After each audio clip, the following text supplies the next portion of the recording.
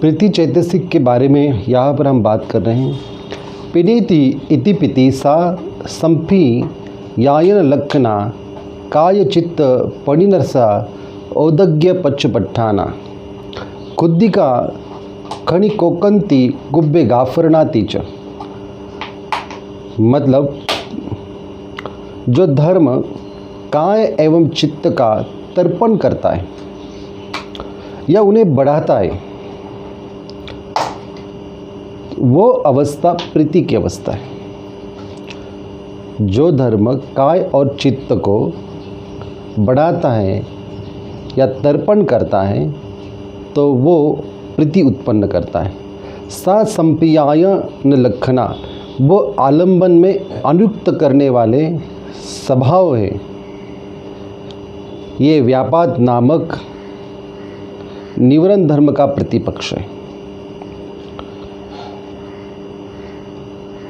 काय चित्त पीन नरसा, काय एवं चित्त को तृप्त करना अर्थात बढ़ाना, ये इसका कृत्य है। जब प्रीति उत्पन्न होती है तब चित्त धातु विकसित कमल की भांति प्रफुल्लित हो जाती है। इस प्रफुल्लित चित्त से उत्पन्न प्रणीत चित्तज रूपों के संपूर्ण शरीर में व्याप्त हो जाने से संपूर्ण शरीर तृप्त एवं बढ़ा हुआ सा प्रतीत होता है।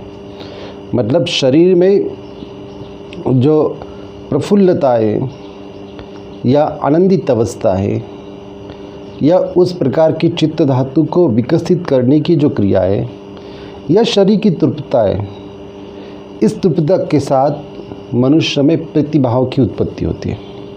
जैसे मरुस्थल में कोई प्यासा और थका हुआ पथिक दूर से आए और किसी दूसरे पथिक से जल के विषय में पूछता है और ये जानकर थोड़ी दूर पर स्वच्छ और मधुर जल से परिपूर्ण एक महारुद्र या तालाब है, तो उसके चित्त में स्फूर्ति प्रासाद वो निर्माण करता है। तदनंतर उस दिशा में जाकर दूसरे व्यक्ति को देखता है तो अपने चित्त में अधिक तृप्तता और प्रसन्नता एवं स्फूर्ति का अनुभव करता है।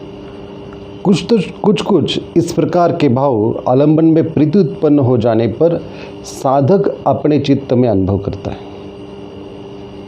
ये तृप्ति, प्रसाद एवं स्फूर्ति आदि भाव इस प्रीति के लक्षण एवं कृत्य। फरणरसा व मतलब संपूर्ण काय एवं चित्त में व्याप्त हो जाना इसका कृत्य है। औदग्य पच्छपट्ठना मतलब उन्नत भाव या औदग्य, ये चित्त की अभ्युन्नति के आकार में साधक के ज्ञान में अवभासित होता है। आलंबन प्रीति के अधिक मात्रा में उत्पन्न हो जाने पर चित्त में जो प्रसन्नता का भाव उत्पन्न होता है उसको औदग्य कहते हैं, तो वो भाव प्रकट होने लगता है। तो इस प्रकार प्रीति जो है वो प्रीति भी 5 प्रकार की होती है। खुद्दिका खनि कोकंती कुब्बे गाफरनाती च, मतलब ये प्रीति 5 प्रकार की होती है। शुद्रिका प्रीति, शरीर में लोमहर्षण मात्र होना, ये उसका कृत्य है। शनिका प्रीति, शन पर विद्युतपात के समान शनिका प्रीति उत्पन्न होती है। अवक्रांतिका प्रीति मतलब समुद्र तट की तरंग के समान शरीर में फैल फैल कर समाप्त हो जाती है। उद्वेगा प्रीति मतलब ये बलवती होती है, यह अपने वेग से शरीर को ऊपर की ओर चलाती हुई सी प्रतीत होती है। स्मरणा प्रीति, यह संपूर्ण शरीर में फैल जाने की तरफ प्रतीत होती है। इनसे ऐसा अनुभव होता है मानो प्रसन्नता एवं स्फूर्ति सारी शरीर में व्याप्त हो गई है। ये 5 प्रीति उत्तरोत्तर बलवती हो जाती है। मतलब प्रीति जो है, ये प्रीति के जो 5 प्रकार हैं, शुद्रिका, शनिका, अवक्रांतिका, उद्वेगा, स्मरणा, इस प्रीति से मनुष्य के मन की जो दशा है या शरीर की दशा है वो धीरे धीरे उत्तरोत्तर बलवान हो जाती है।